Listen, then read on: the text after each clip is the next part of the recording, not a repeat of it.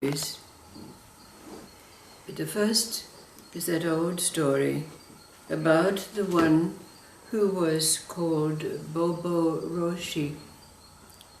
Now, Roshi is an honorific for someone who has attained liberation. But Bobo in the vernacular means fuck, and that's what he did. But before he became the very revered Bobo Roshi, he was the monk Kawa Kami, who'd been in the monastery for several decades, practicing those things which are said to lead to enlightenment. But after these several decades, Kawa Kami had not reached his goal. So he became very depressed. It was found by the other monks that he did not turn up at meditation at 5 o'clock in the mornings. He did not come out for his meals day after day, and they were worried about him. But then it happened. One night, Kawa Kami got up. He walked out of his cell and slammed the door behind him and went off down the road. But it wasn't long before he found himself in the red light district. And so he thought to himself, this is it. This is the full stop to all of this. I'm going to break my vows. So, with great resolution, he went up to the door of a certain establishment and knocked on the door. And of course, when it was opened, they were very shocked to see someone in monk's robes. But these people don't discriminate at all. So he was let in, and a maiden came to him, and they went up to her chamber. But Kawa Kami didn't know what to do. But of course, you know how these things happen. All of a sudden, nature kicked in, and he went for it. And in that wonderful motion, a systematic motion of copulation, it happened. Kawa Kami could hear the bells around the necks of the cows in the fields, great distances away. He could even see the snow falling on Mount Fuji. There it was. It was it. So after these motions, Kawa Kami got up, but he didn't have any money to give to the maiden, so he left his beads with her and went off back to the monastery. After that, he became the much loved and revered Bobo Roshi. But he never had to go back to the red light district again, although it is said that he could be seen on occasion making his way in that direction.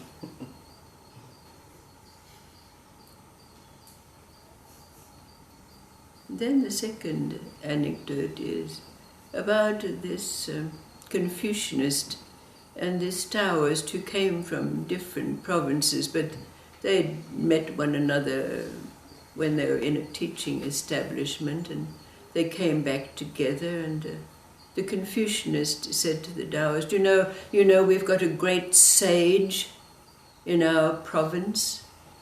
And his friend, the Taoist, said, oh, you mean this man called Confucius? And his friend said, yes, Confucius. You know, it's said of him that he can clear his mind and make his body intelligent. Oh, said the Taoist, well, you know, we've got a great sage in our province also.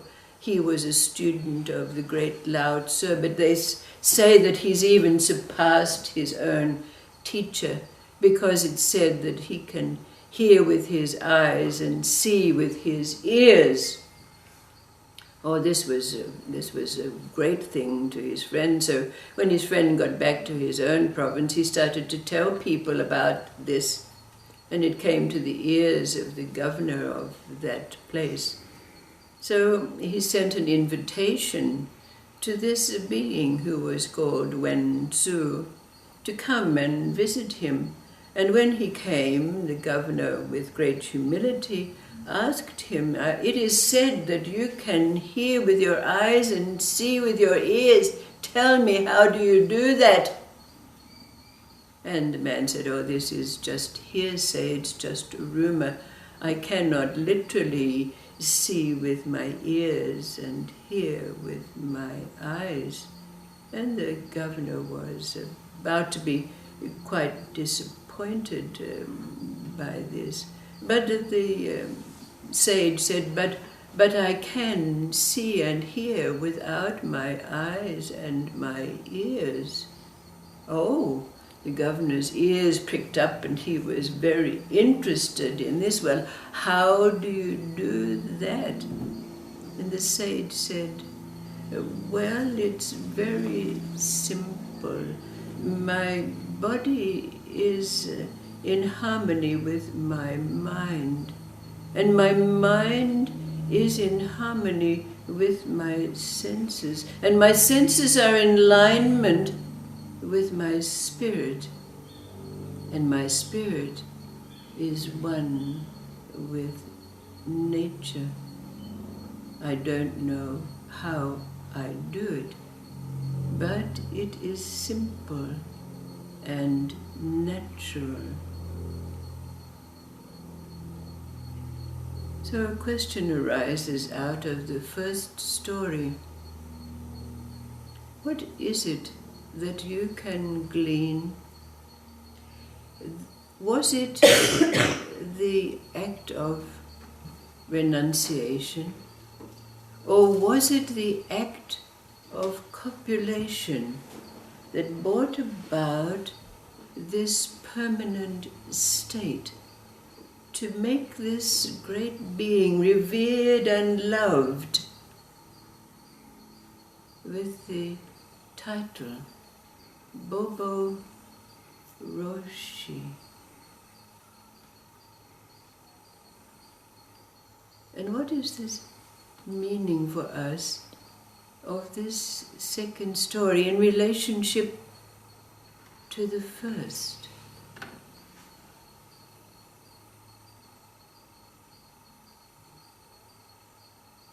We know the act of copulation, whether it be with a living being or whether it be with life, brings about that state that is called enlightenment, liberation, nirvana, satori. But where is it permanent? How does it stay with us? How do we rest in it? Hence the question, was it the act of renouncing that which had been a goal for those decades? Or was it the act of copulation that brought about the permanent state of liberation for the one called Bobo Roshi? How is it for us?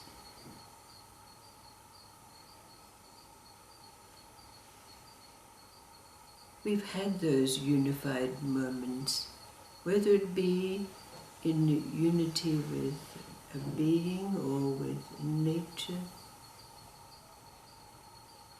or the sun or the moon, or a chosen ideal.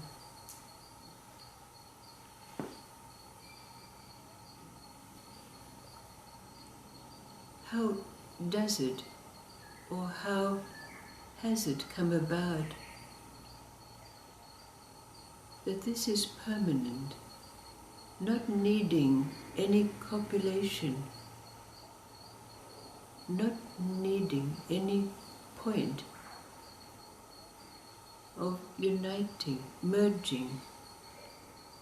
What does this second story tell us?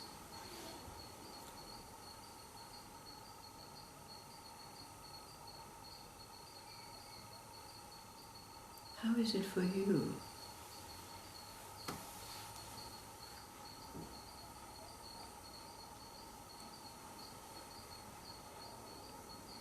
Are you at rest? Do you abide in Satchitananda? Or do you need that act of merging? How does it come about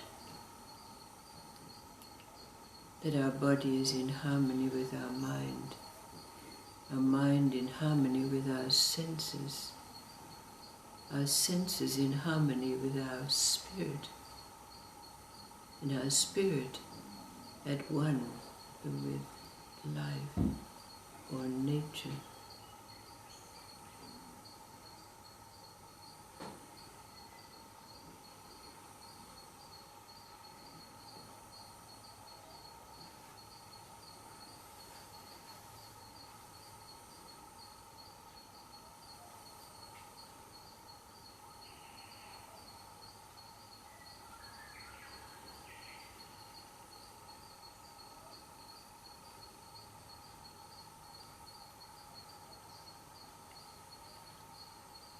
But it could be said,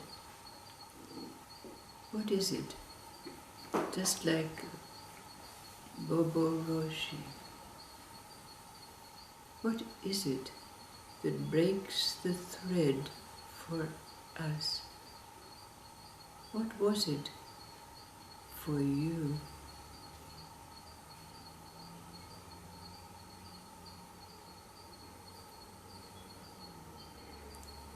An act of renunciation, an epiphany,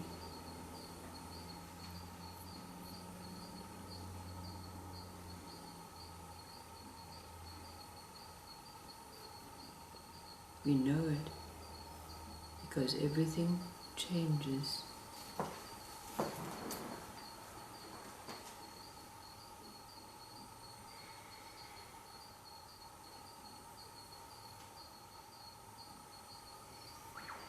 Thank you, thank you.